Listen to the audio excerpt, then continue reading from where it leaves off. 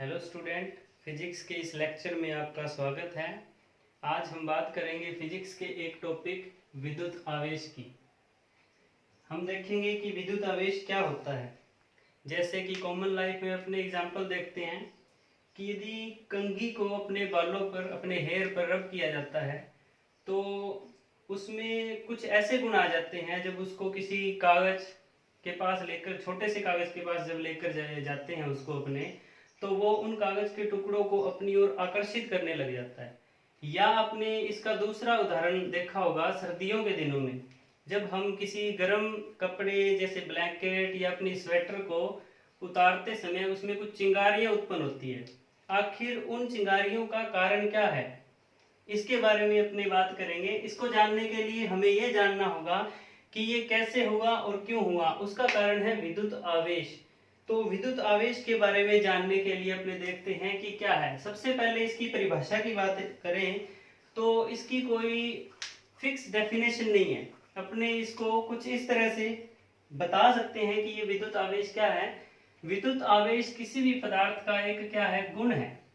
विद्युत आवेश क्या है, किसी पदार्थ का एक गुण है, एक कैरेक्टर है उसका, जो उस पदार्थ में ही निहित होता है। मान लीजिए मेरे पास कोई वस्तु है, जैसे मैंने किसी कांच की छड़ को लिया है। यहाँ पे कांच की छड़, और एक मैंने क्या किया है, रेशम का कोई टुकड़ा लिया है। अब क्या देखा गया, जब कांच की छड़ को रेशम के टुकड़े के ऊपर रगड़ा जाता है तो इसके गुण जो है वो सामान्य से कुछ विचलित हो जाते हैं। जब कांच की छड़ को रेशम के टुकड़े पर रगड़ते हैं और इसी तरह से दूसरी कांच की छड़ को दूसरे रेशम के टुकड़े पर रगड़ा जाता है और परस्पर इनको दोनों को पास लाया जाता है, तो कुछ इस तरह से इसका अनुभव किया गया। दो कांच की छड़ को लेके आए, इसको रब करने के बाद तो ये देखा गया कि ये दोनों कांच की छड़ें एक दूसरे को क्या करती है, प्रतिकर्षित करती है। और फिर क्या किया गया, इसी कांच की छड़ को जो पहले से क्या है, इससे रगड़ी हुई है, रब की हुई है, किसी एबोनाइट की छड़, एक हमारे पास क्या है, एबोनाइट की छड़ है, और उसको भी ऊन से, बिल्ली की खाल से रगड़ा गया है। एबोनाइट की छड़ को बिल्ली की खाल से रगड़ा गया है। ये हमारे पास क्या है, एबोनाइट की छड़। इस एबोनाइट की छड़ को जैसे हम क्या करेंगे, बिल्ली की खाल से रगड़ेंगे तो इसमें भी सामान्य से कुछ अलग गुण आ जाते हैं। उस गुणों को देखने के लिए हम क्या करते हैं, पहले से रेशम के टुकड़े से रगड़ी हुई कांच की छड़ और अब एबोनाइट की छड़, जिसे क्या किया है हमने, बिल्ली की खाल से रगड़ा है, इन दोनों को एक दूसरे के पास लाते हैं। पहले हमने क्या किया था, दोनों कांच की छड़ थी जिसपे क्या था, रेशम के टुकड़े से इसको रगड़ा हुआ था, और अब हमारे पास एक कांच की छड़ है और दूसरी क्या है, एबोनाइट की छड़ है। कांच की छड़ को रेशम से रगड़ा गया है और एबोनाइट की छड़ को बिल्ली की खाल से रगड़ा गया है। जब दोनों को पास लाया जाता है तो ये सामान्य से कुछ अलग गुण इस तरह से प्रदर्शित करते हैं, दोनों एक दूसरे को क्या करते हैं, आकर्षित करते हैं। तो इस आधार पर यह देखा गया कि आवेश जो है वो दो प्रकार से हमारे सामने आते हैं। समान आवेश तो क्या करते हैं, एक दूसरे को प्रतिकर्षित करते हैं, और विपरीत आवेश एक दूसरे को क्या करते हैं, आकर्षित करते हैं। तो सबसे पहले जो आवेश की खोज की, आवेश को जो खोजा गया, सिर्फ आवेश को खोजने वाले जो वैज्ञानिक थे वो थे थेल्स। आवेश को खोजने वाले वैज्ञानिक का नाम क्या है, थेल्स। लेकिन बाद में इनको दो गुण में विकसित किया, जैसे कि एक पॉजिटिव चार्ज अपने नॉर्मली बोल देते हैं और दूसरे को क्या बोल देते हैं, नेगेटिव। इसकी जो खोज की गई वो की थी बेंजामिन फ्रैंकलिन ने। बेंजामिन फ्रैंकलिन ने इसकी क्या की, खोज की। देखो, नॉर्मल जो आवेश को खोजा गया सबसे पहले किसने खोजा था, थेल्स ने। थेल्स ने क्या किया था, एम्बर नामक पदार्थ को ऊन से रगड़ा। एम्बर नामक पदार्थ को जब ऊन से रगड़ा तो उसने क्या किया, अन्य वस्तुओं को अपनी ओर आकर्षित करना शुरू कर दिया। तो वो जो काम किया वो किया थेल्स ने। और उसके बाद आवेशों की प्रकृति के बारे में हमें बताया था एक वैज्ञानिक जिनका नाम है बेंजामिन फ्रैंकलिन। बेंजामिन फ्रैंकलिन ने यह बताया था कि आवेश जो है वो दो प्रकार के होते हैं। पहला आवेश होता है पॉजिटिव और दूसरा आवेश होता है नेगेटिव। तो इसके बाद अपने देखते हैं कि क्या है ये आवेश, कैसे इसको उत्पन्न किया जा सकता है। कुछ एक थ्योरी है जो आपको नोटबुक से ही पढ़नी पड़ेगी, जैसे किसने इसकी खोज की, पहले किस सन में की, वो आप थोड़ा नोटबुक में पढ़ लेना। और जो मेन इसकी कंसेप्ट है वो मैं यहाँ पे बताऊंगा, उसको थोड़ा सा ध्यान से आप देखना। तो आवेश क्या है, देखो आधुनिक मतानुसार, आधुनिक मत क्या कहता है आवेश के बारे में कि क्या है आवेश। जैसे हम जानते हैं कि जो कोई भी वस्तु है वो किससे मिलकर बनी है, एटम यानी परमाणु से मिलकर बनी है।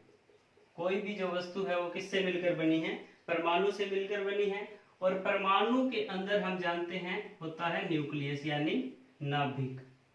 परमाणु के अंदर क्या पाया जाता है, नाभिक। नॉर्मली हम इसको मानते हैं 10⁻⁻10 मीटर त्रिज्या या साइज, और इसका साइज माना जाता है 10⁻14 मीटर से लेकर 10⁻15 मीटर कोटि। ये हमारा नाभिक। और हम जानते हैं कि नाभिक में द्रव्यकण पाए जाते हैं जिनका नाम प्रोटॉन और न्यूट्रॉन है। और इलेक्ट्रॉन होते हैं जो क्या करते हैं, नाभिक के चारों ओर वृत्ताकार कक्षा में गति करते हैं। ये नाभिक के अंदर होते हैं प्रोटॉन और न्यूट्रॉन, और नाभिक के बाहर जो वृत्ताकार पथ में चक्कर लगाते हैं ये क्या है हमारे पास, इलेक्ट्रॉन। और ये हमारे पास प्रोटॉन, और यहाँ ये क्या है, न्यूट्रॉन। प्रोटॉन, न्यूट्रॉन और इलेक्ट्रॉन। आगे जाके प्रोटॉन भी हम पढ़ते हैं कि ये भी छोटे छोटे पार्टिकल्स, क्वार्क पार्टिकल्स। न्यूट्रॉन भी क्वार्क पार्टिकल से मिलता है, लेकिन वो हमारा अभी यहाँ पे फोकस नहीं रहेगा। हमारा फोकस सिर्फ ये रहेगा कि चार्ज कैसे बना। तो होता क्या है, जैसे कोई भी वस्तु हम लेते हैं तो उसके अंदर क्या होता है, एटम से मिलकर वो बनी होती है। प्रोटॉन, इलेक्ट्रॉन और न्यूट्रॉन होते हैं। और हम जानते हैं इलेक्ट्रॉन पर जो आवेश होता है वो क्या होता है, नेगेटिव, और प्रोटॉन पर जो आवेश होता है वो क्या होता है, पॉजिटिव। एग्जाम्पल के तौर पे अपने क्या करें, एक सोडियम का तत्व लें, जैसे सोडियम 11, सोडियम परमाणु लिया, सोडियम 11। हम जानते हैं कि ये जो इसकी संख्या लिखी हुई है ये इसकी होती है परमाणु क्रमांक। हमने एक तत्व लिया है सोडियम। अब देखते हैं हम क्या है सोडियम में, ये जो नीचे संख्या लिखी हुई है पैर में, इसको हम बोलते हैं परमाणु क्रमांक। क्या है ये, परमाणु क्रमांक है। और हमें पता है इसको अपने Z से डिनोट करते हैं। और ये जो परमाणु क्रमांक है ये क्या बताता है, प्रोटॉन की संख्या को बताता है। यही बताता है हमें प्रोटॉन की संख्या को। और जितने प्रोटॉन होते हैं उदासीन अवस्था में, विलगित अवस्था में, उतने ही उस परमाणु में क्या होते हैं, इलेक्ट्रॉन होते हैं। यानी कि उदासीन अवस्था में प्रोटॉन की संख्या जो होती है, number of proton, number of electron, दोनों क्या होते हैं, बराबर होते हैं। और इसमें यदि अपने को न्यूट्रॉन निकालने हो तो हम क्या करते हैं, इस द्रव्यमान संख्या, इसको बोलते हैं द्रव्यमान संख्या, और इसमें से क्या करते हैं, परमाणु क्रमांक को माइनस कर दिया जाता है। अगर सोडियम के लिए देखें तो यहाँ पे प्रोटॉन जो है वो कितने हैं, 11। और इसी तरह से इलेक्ट्रॉन अगर देखें अपने, वो कितने हैं, 11। यानी कुल मिला के अपने जानते हैं कि प्रोटॉन पर क्या है, पॉजिटिव चार्ज है, इलेक्ट्रॉन पर क्या है, नेगेटिव चार्ज है। तो दोनों का आवेश जो होता है वो बराबर होता है। जैसे कि हमें पता है कि एक प्रोटॉन और एक इलेक्ट्रॉन पर जो चार्ज होता है वो बराबर होता है, बस अंतर इतना होता है कि प्रोटॉन का तो पॉजिटिव होता है और इलेक्ट्रॉन का नेगेटिव होता है। तो इसका जो चार्ज होता है वो होता है 1.6 × 10⁻19 कूलाम। ये कूलाम आवेश का ही मात्रक है, जिसके बारे में अपने बाद में फिर से चर्चा करेंगे। तो यहाँ पे प्रोटॉन और इलेक्ट्रॉन 11-11 हैं। तो अपने उदासीन अवस्था के अंदर देखते हैं तो जितने प्रोटॉन हैं उतने ही क्या है, इलेक्ट्रॉन है। यानी कि कुल आवेश जो है, यानी कि प्रोटॉन और इलेक्ट्रॉन दोनों एक दूसरे को क्या कर देते हैं, प्रभाव को नष्ट कर देते हैं। तो कुल आवेश जो आता है इसका 0 आता है। यानी किसी वस्तु पर अगर प्रोटॉन की संख्या, किसी वस्तु के अंदर प्रोटॉन की संख्या और इलेक्ट्रॉन की संख्या यदि बराबर है तो वस्तु क्या होगी, उदासीन होगी। अब अपने क्या करते हैं, इसी सोडियम में से इसको किसी तरह से एनर्जी देके या रब करके, रगड़ कर इसको कुछ ऊर्जा दी जाती है। और हमें पता है कि प्रोटॉन को किसी नाभिक से निकालना बहुत मुश्किल है। तो इसलिए जब इसको ऊर्जा दी जाएगी तो जो बाह्यतम कक्षा में इलेक्ट्रॉन वर्ताकार कक्षा में चक्कर लगा रहे हैं वो इलेक्ट्रॉन क्या करते हैं, अपनी कक्षा छोड़कर बाहर चले जाते हैं।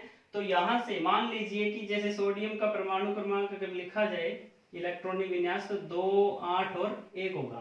तो ये इलेक्ट्रॉन जो है बाह्यतम कक्षा में होगा, लूजली बाउंड होगा। इसको हम क्या कर सकते हैं, इजीली रिमूव कर सकते हैं। यहाँ से ये इजेक्ट हो जाएगा अगर अपने थोड़ी सी एनर्जी इसको दे दी जाए। तो अब जैसे ही इसको एनर्जी दे दी जाएगी तो इस सोडियम के परमाणु से एक इलेक्ट्रॉन बाहर चला जाएगा। तो अब इसके अंदर इलेक्ट्रॉन की संख्या जो है वो कितनी रह जाएगी, 10। और प्रोटॉन हम निकाल नहीं सकते, इसलिए प्रोटॉन की संख्या अभी भी कितनी है, 11 है। तो इस तरह से हम देखते हैं 10 का जो है वो नेगेटिव का प्रभाव है, यानी इलेक्ट्रॉन का प्रभाव है, और 11 हमारे पास क्या है, प्रोटॉन है, यानी पॉजिटिव है। तो 11 प्रोटॉन और 10 इलेक्ट्रॉन ये क्या करेंगे, 10-10 एक दूसरे को निरस्त कर देंगे और इनका ओवरऑल कर दे। तो इसका ओवरऑल इफेक्ट क्या आएगा, 10 इलेक्ट्रॉन 10 प्रोटॉन द्वारा कैंसिल कर दिए जाएंगे, एक प्रोटॉन शेष रह जाएगा, यानी इस पर प्रभाव आएगा पॉजिटिव। इसी तरह से हम कह सकते हैं कि जैसे ही किसी भी वस्तु से अगर इलेक्ट्रॉन निकाल दिया जाएगा, एक इलेक्ट्रॉन निकाल दिया जाएगा, तो उस पर एक धनावेश आ जाएगा, एक पॉजिटिव चार्ज आ जाएगा, और वो वस्तु क्या कहलाएगी, अब आवेशित वस्तु कहलाएगी। अब इस वस्तु से जो इलेक्ट्रॉन बाहर निकला है उस इलेक्ट्रॉन पर चार्ज कितना है, 1.6 गुना 10 की पावर -19 कूलम है, जो कि क्या है, नेगेटिव है। ये जो चार्ज है वो नेगेटिव बाहर निकल चुका है, लेकिन वस्तु पर जो चार्ज आएगा, उस बॉडी पे जो चार्ज आएगा वो क्या आएगा, पॉजिटिव 1 पॉजिटिव अपने इसको बोल देते हैं नॉर्मली, क्योंकि एक इलेक्ट्रॉन यहाँ से निकला है। तो अब इस सोडियम को अपने सामान्य रूप से ना लिखकर अब क्या लिखते हैं, अपने Na पॉजिटिव लिखा जाता है। तो इस तरह से आधुनिक मतानुसार ये जो है आवेश उत्पन्न किया जा सकता है। सोडियम पॉजिटिव हमारे पास आ जाएगा जब एक इलेक्ट्रॉन बाहर निकलेगा।